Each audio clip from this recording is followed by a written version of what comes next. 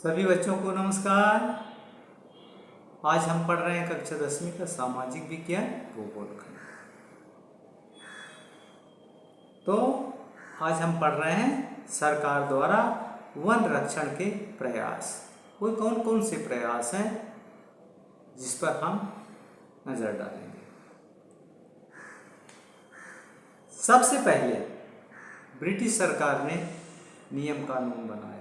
भारत में ब्रिटिश सरकार ने 1894 में वन नीति अपनाई थी, जिसके अनुसार वनों की देखरेख एवं विकास हेतु हर राज्य में वन विभाग की स्थापना की थी। इस नीति के दो उद्देश्य थे, एक तो राजस्व प्राप्त करना और वनों का रक्षा और विकास करना था।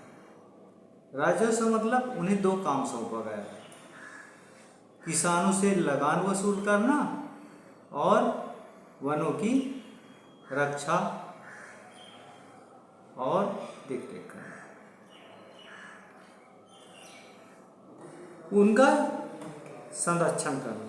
स्वतंत्रता प्राप्ति के पश्चात सरकार द्वारा इस प्रकार प्रयास किए गए।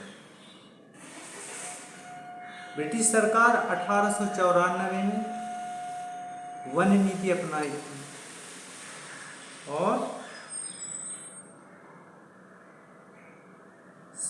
भारत सरकार ने 1950 में केंद्रीय वन बोर्ड की स्थापना की। वनों के संबंध में नवीन नीति बनाई गई। इसकी 4 प्रमुख बातें थी। वनों के क्षेत्रफल को बढ़ाकर 33.3% करना और नए वनों की स्थापना करना। तीसरा है वनों को सुरक्षित करना। चौथा है वनों के संबंध में अनुसंधान करना। अनुसंधान का मतलब होता है रिसर्च। कहाँ की मिट्टी कैसी है, किस वन की मिट्टी कैसी है, कौन से पेड़ पौधे उग सकते हैं, कौन से पशु और पक्षी यहाँ निवास कर सकते हैं। इस प्रकार से अनुसंधान करने का उसमें उपाय सोचा गया। दूसरा है 7 दिसंबर 1988 को, यानी 38 साल बाद राजीव गांधी की सरकार में जब वो प्रधानमंत्री थे, तो 7 दिसंबर 1988 को नवीन वन नीति घोषित की गई। सबसे पहले ब्रिटिश सरकार द्वारा 1894 में, दूसरी बार स्वतंत्र भारत ने 1950 में और 38 साल बाद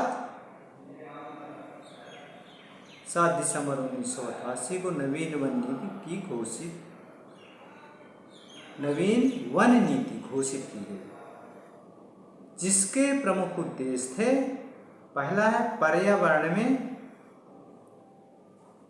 स्थिरता लाना। दूसरा जीव जंतुओं व वनस्पति जैसे प्राकृतिक धरोहर की सुरक्षा करना। लोगों की बुनियादी आवश्यकताओं को पूरा करना। फिर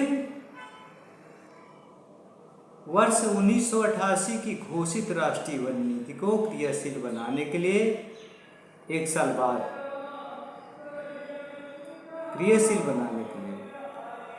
वर्ष 1988 की घोषित राष्ट्रीय वन को क्रियाशील बनाने के लिए फिर 1999 में फिर चौथी बार ये नीति बनी। 1999 में 20 वर्षीय राष्ट्रीय वानिकी कार्य योजना लागू की गई। वन विकास हेतु इस प्रकार के कार्य किए जा रहे हैं। पहला, केंद्रीय वन आयोग की स्थापना। केंद्र में वन आयोग की स्थापना की गई। 1965 में केंद्रीय वन आयोग की स्थापना की। इसका कार्य आंकड़े व सूचनाएं एकत्रित करना, तकनीकी सूचनाओं को प्रसारित करना, बाजारों का अध्ययन करना और वन विकास में लगी संस्थाओं के कार्यों का समन्वित करना, देखरेख करना। दूसरा है भारतीय वन सर्वेक्षण संगठन। वनों में क्या क्या वस्तुएं उपलब्ध हैं, वन के भीतर कौन कौन सी चीज़ें उपलब्ध हैं, उनका पता लगाना। कौन कौन सी चीज़ें उपलब्ध हैं वन के भीतर, कोयला है, रेता है, खनिज है, जल की व्यवस्था है कि नहीं है, इस प्रकार के चीज़ों को पता लगाना। तो केंद्रीय सरकार वनों में क्या क्या वस्तुएं उपलब्ध हैं उनका पता लगाने 1971 में इस संगठन की स्थापना की गई। पहले 1894 में, फिर 1950 में, फिर 1988 में, इस प्रकार से फिर 1971 में भारतीय वन सर्वेक्षण संगठन हुआ। वनों में क्या क्या वस्तु उपलब्ध है उनका पता लगाने हेतु 1971 में इस संगठन की स्थापना की गई। तीसरा है वन्य प्राणियों को संरक्षण। वन्य प्राणियों को किस प्रकार से संरक्षण दिया जाए।